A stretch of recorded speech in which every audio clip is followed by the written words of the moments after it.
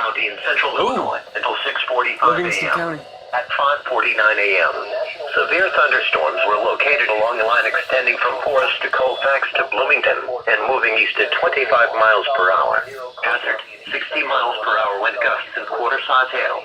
Source, radar indicated. Impact, hail damage to vehicles is expected. Expect wind damage to roofs, siding and trees.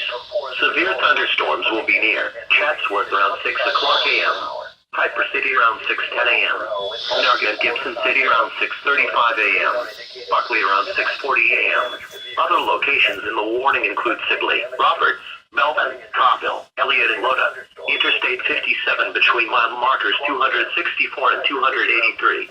For your protection, move to an interior room on the lowest floor of a building.